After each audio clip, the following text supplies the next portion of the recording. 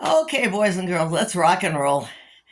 I'm uh, I'm going to do something that I really don't like, but everybody has to do it, so we're going to do it together, you and I.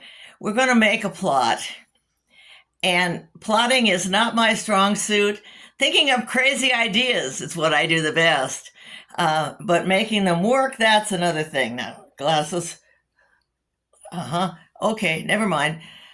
Just consider those reflections sparkles in my eyes because I'm such a sparkling personality. Yeah, right. Um, we're going to talk about plotting and why you need it. And you really do need it. You really do need it. You need plotting. You need to know what you're doing, and you need to know why you're doing it.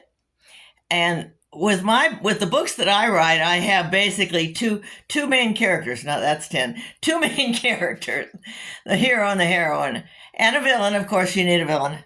And I know pretty much where it's going. I like happy endings, and so with my books, you get happy endings. You don't get happy endings with everybody's books, and that's one of the reasons I decided to write these because I like happy endings. That's my thing, happy endings. But you have to start somewhere, and that's where the plot comes in. Now, you need a place, a location, a distinctive location. You can't just say outside or in the country or whatever. You need to be, the setting has flavor. The setting flavors your whole book, your whole story. And like I'm working on one right now set in Alaska around Anchorage. And yes, I've been there. I don't have time to go there to research this, and it's not warm there yet. But I'm working on things because I've been there because I understand it. Also because you can research. I mean, that's what Google's for. This stuff behind me here is what I used to use. That's my pre-Google library. Anyway, you need a setting that gives a place flavor.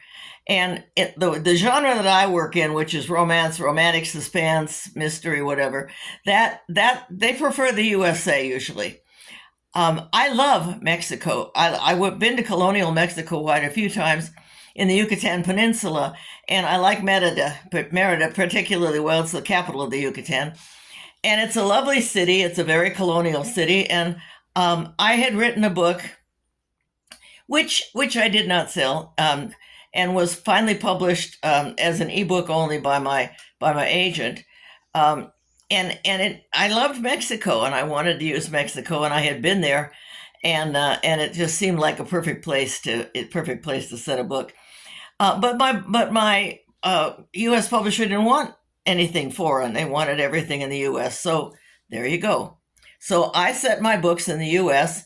I made up a place. I changed the name of a place that exists and put my fictitious place on the map in the place of the place that exists. So my place was Serenity, and it took the place of Salem, Arkansas. It's in the Ozarks, and that was a place that I knew well. It was a place I could draw from. It was something I could research, and I was just comfortable there. And those books did very well. Um, One of the things you need to remember when you're setting a plot is you need not only a place, but you need the sight, the sounds of the place. Quiet.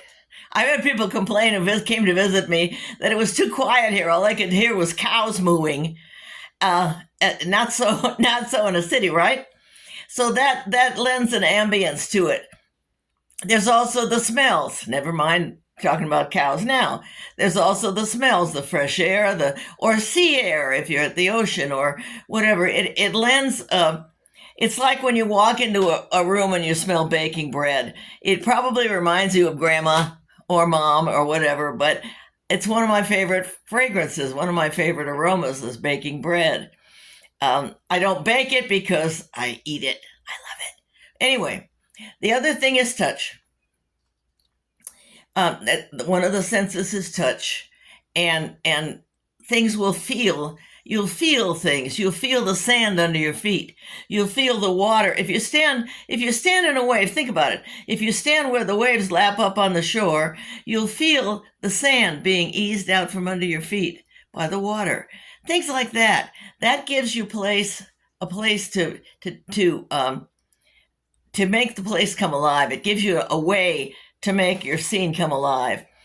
Um, and then you have to inhabit the place. You have to feel it as if you are there when you are writing.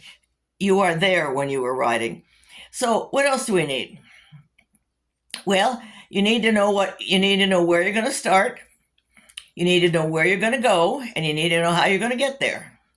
Now, you can do this any way you want to, but to be successful for me, I have had to learn to start with something that's very interesting, then move to problems along the way, and then a big problem that we solve at the very end that makes everybody live happily ever after. If you write so that you have nothing and then a problem and then peace and then a problem and then peace and then a problem and peace and then a problem and end the book, there's no big climax. There's no big well, it doesn't have to be a chase scene, but you think about movies and TV. There's a big scene, and then there's a resolution, and Hercule Poirot draws everybody together in the library and solves the crime, right? That kind of thing. You also need to know what you need behind you for the plot. You need to know if you need cops, a hospital, a school, whatever. And sometimes when I'm writing, I'm glad that I have plotted ahead. Well, actually, most of the time, because they call it a synopsis. We'll go into that later. But I'm glad I've plotted ahead because I can go off chasing rabbits and not want and forget where I was going. And sometimes you can take a look at that and you can go, oh, I should have used that. You can go back then in your manuscript, make the changes that you need, and go forward. But you got to start somewhere and you have to end somewhere. And in between is all the exciting stuff. So here's to the exciting stuff. Have a wonderful day. And we'll talk synopsis pretty soon, whether I like it or not, because I don't like synopses. No. Oh, I'm Valerie Edson.